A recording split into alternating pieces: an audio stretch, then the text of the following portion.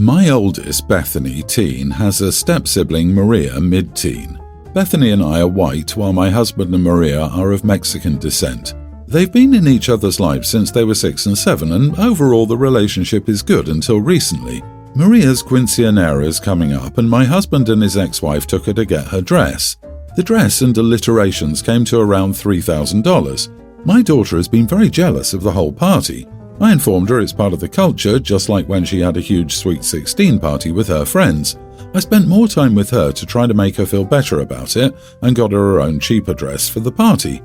The party was supposed to be in 2 weeks, but my daughter, after an argument with Maria about the TV, scribbled Sharpie all over the expensive dress and ripped the back. Long story short, everyone was angry. I gave money to my husband and his ex to try to get a new dress ASAP. I informed my daughter she would need to get a job and pay back the total price of the dress as punishment. We got into a huge argument over it, and the whole situation isn't fair that I'm choosing Maria and being a huge jerk. Am I the idiot for making my oldest pay back a $3,000 dress she ruined? Edit. I spent a lot for Bethany's Sweet 16 party, around $4,000 for the venue and all that. Maria's party I think is around $6,000 in total, but the cost is split between my husband and his ex, so he really spent about $3,000 on her party. The difference in the dress I got her is a lot. I only spent $450 on a dress she picked for the party. You wear basically a prom dress as a guest to a quinceañera, not a huge fluffy dress that Maria is going to wear. Not the idiot, your teen daughter destroyed someone else's property. It's her responsibility to make restitution. This isn't taking sides, it's good parenting, and it wouldn't be a bad idea to impress on Bethany that if this were the property of someone other than a family member, the police or court system would probably be involved. She's fortunate that her parent is willing to work out a repayment plan with her instead. 100% this. OP is teaching Bethany staying out of jail skills here. She's old enough to understand what she did is wrong. This level of jealousy is also unhealthy, as is the lack of impulse control. At her age, Bethany will find it takes a long time to earn $3,000, but the experience will do her good for finding a job after school or college. Plus, it will teach her the value of money, and depending on the job, may even mature her too. In my state, damaging $3,000 worth of property carries a minimum penalty of 2 years and a maximum penalty of 12, and fines of up to $15,000. She needs to learn her lesson now before she ties this crap on someone other than her stepfamily, who probably doesn't want to see their stepkid go to jail as a teen. She's fortunate they only wanted to pay for the dress. Hispanic of Mexican descent here. I see a lot of comments regarding the cost of the dress and the age of the daughter who did the deed. Both valid points, but we're not devoting enough attention to a very important detail. This girl attacked her whole family. This is an event that is right up there with weddings and funerals, where family members who haven't seen each other in years gather, and to ruin the centerpiece of that event affected many people on a deep and personal level. Personally, I would like to see this girl be made to apologize to the entire party attendees publicly.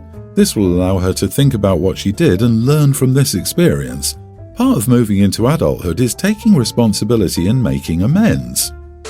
My best friend has long suspected her boyfriend of almost 8 years of cheating on her. We're 22 and nearly everyone in our friend group thought she was being a little bit crazy because her boyfriend seemed like a great guy. So we always just tried to talk her down, tell her to trust him. He's in a busy program at work and things will improve.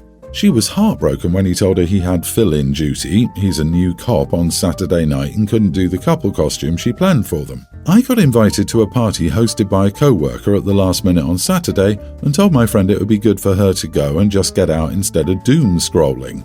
We went and it was a huge party and we didn't really know anyone else there, but we had a blast dressed up like last-minute slutty vampires. At about 1 a.m, her boyfriend sort of just appeared in the crowd.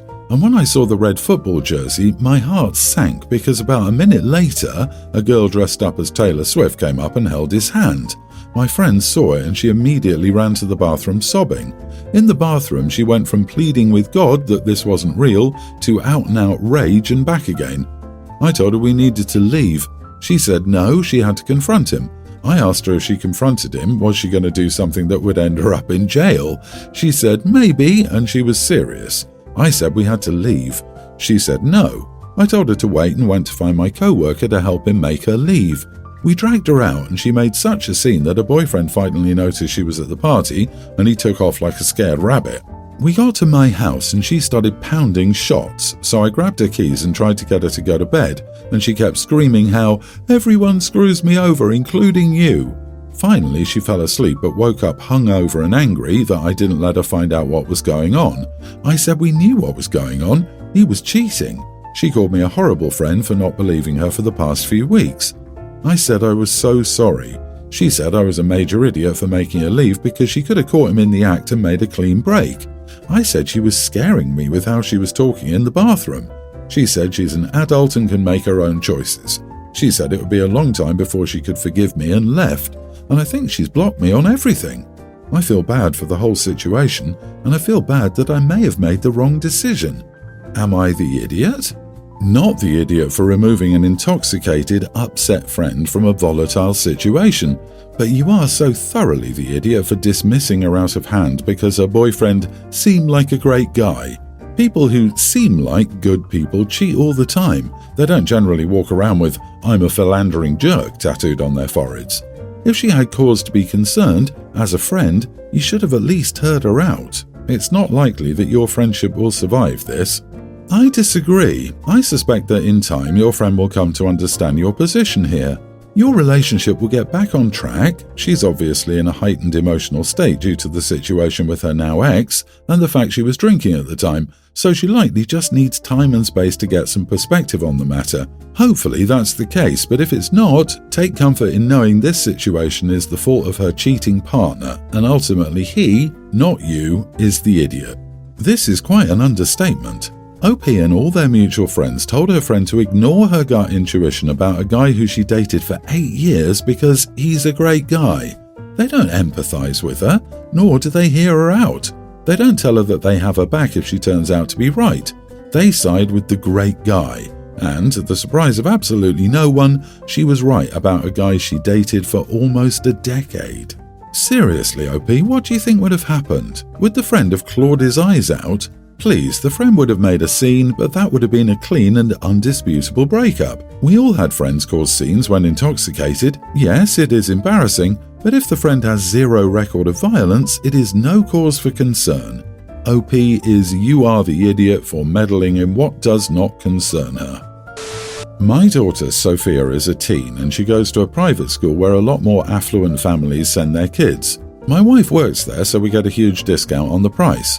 I prefer to send the kids to public school, but our school district stinks a lot, so private it is. I truly don't like how the kids act at that school. The best way is that they are snobby. My breaking point was that my son sent a video of my daughter being extremely rude to a fast food worker. My wife and I discussed it, and we agreed she needed to get a job so she would understand that those people deserve respect and how awful it feels for a customer to be a jerk. So she's been working at Target and dealing with all the customers. She hates it, and it got out in school that she has a job. This resulted in people not inviting her out like they used to since she's lame for having a job. My wife wanted to let her quit her job and we argued about it. I think it's better she learns they were never her friends in the first place and she should keep her job. My wife thinks I'm an unfair jerk and Sophia hates me at the moment. Am I the idiot for this? Edit, she's been working there for 2 weeks at this point. Son works for a lawn service company, but it's concentrated in the summer and spring. He chose to work since it's a free workout, his words. My son is 19 and is in college. Not the idiot, but as a former food service worker in high school, I believe that everyone should have to work 1 full year, so you hit all the holidays once, at a food service or frontline store worker, so they are likely to think twice before abusing staff after that. Do something similar, perhaps? She has to work for 1 full year, including full-time, over the summer.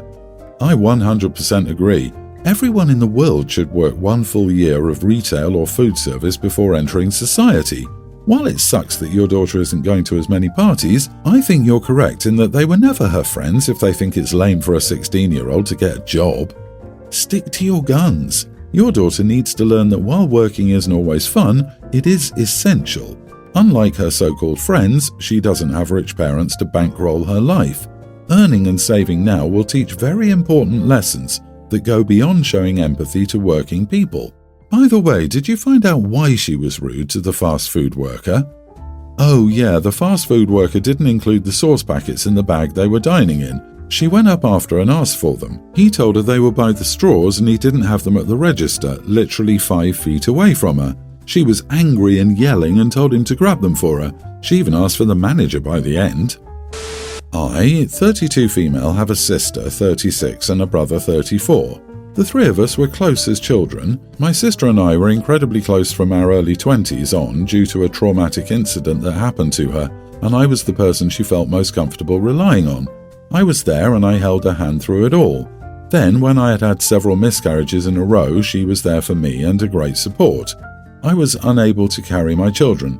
Biologically, I could have a child, but my body could not retain a pregnancy. So my husband and I had help to have our 2 children. I'm their biological mother, but I didn't carry them. My sister-in-law did. I am truly forever grateful to her. During that period of my life, we were glad to have such amazing and supportive families. Things came crashing to a halt more than a year ago when my sister made some callous remarks about her children should be a priority to the family because hers came from her body. She said my DNA might have made my kids, but they would never really be mine. She ended up in a feud with our brother because she told him that he should remind his son that my son is not an additional boy in the family. My nephew was the only boy until my son was born. My brother was shocked by our sister's stance. She went in on me about how I should have embraced that I was never meant to be a mom and that I defied Mother Nature. It was incredibly hurtful and my brother stood by me and my sister didn't like that. Eventually we stopped communicating with her, but we also no longer saw her kids. My brother and I continued spending time together and our kids spent time together. My sister doesn't like that. She reached out separately and said we were cruel for excluding her children, and how could we leave them out like that? I was so bothered by what she said that I called her up and told her that if she wasn't so cruel, her kids would be included more. But none of us want to deal with her, and I want her nowhere near my children after what she said. She accused me of taking my issues with her out on her children. Am I the idiot? Not the idiot. How could she possibly say something like that? Giving birth does not make you a mother, nor does not giving birth make you less of a mother. I would hate to see what she thinks about adopted or foster children. Regardless of whether you gave birth to your children, they are yours. Period. Even if they weren't blood related to you, they would still be yours. OP doesn't know, but given what the sister tried to convince the brother's son of, it's almost a sure thing that the sister's kids have been primed to treat OP's children as other, and the real objection is getting shut out of being around the brother's kids. Why does she want to spend time with your children? She doesn't find them worthy, makes disgusting remarks and doesn't see them as part of the family. Her children can hear the offensive things their mother says, and they would most likely repeat them to your children as well as their relatives. Sis sounds unhinged. Out of curiosity, does your sister spend excessive time on social media? TikTok is filled to the brim with toxic rhetoric, especially ones around motherhood and what a real mom is. It's so easy to get caught in a doom scroll, and the algorithm just shoves more of it in your face, and the next thing you know, you're in some pipeline flushing you down the back crap crazy toilet. Either way, I'm sorry you're dealing with this, but I'm glad your brother is on your side. OP, she supported you so much because it made her feel better. Like, OP can't carry kids, and I'm also an angel for sharing her burden and helping her stay below me where she belongs. And you destroyed her perfect plan to be a saint by letting your sister-in-law, a true saint, carry your kids. How dare you? Your sister is a demon. In January next year, my 25 female sister, 29, is having rib removal surgery. She's going to America because no doctor in our country will perform that type of surgery for non-cosmetic reasons. She'll stay there at first to recover a little bit before she returns. However, she'll need to take more time to recover when she gets back. She's asked if she can move in with me so I can be her caregiver. It would be for up to 4 months, although she said it could be longer and she doesn't know the exact timeline. She says our parents can't do it because of their age and the fact that they moved into a building for people who are over 50 this year. She thinks that I will be the perfect caregiver for her because I'm a critical care nurse. I said no. For one thing, my place only has 1 bedroom. Also, I spend all my time at work taking care of people. I don't want to do it in my off hours. The hospital I work at is busy and my shifts are long. I don't want to do work at home too. My sister is angry because she says if I don't do it, she'll have to pay for nurses and caregivers and they will be strangers. Does my refusing to do any caregiving for her and saying it's not my problem make me the wrong one? Not the idiot. If she can fly to America and pay for medical care there, she can afford a nurse to look after her. Also, with one bedroom, does your sister plan to recover on the living room sofa, or does she expect you to give up your bedroom for months to camp in the living room, all while working full-time? Out of interest, is it for cosmetic reasons only? Has nothing to do with a medical condition? No. Sis is doing a barbecue and is short of ingredients.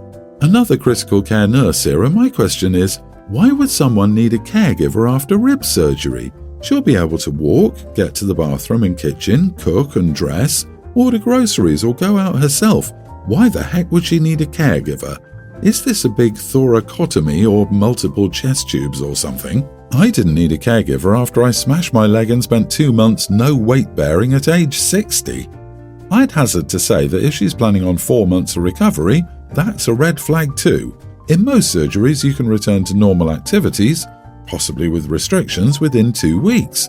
I think she booked multiple surgeries, and the only thing missing from OP's post is the word influencer.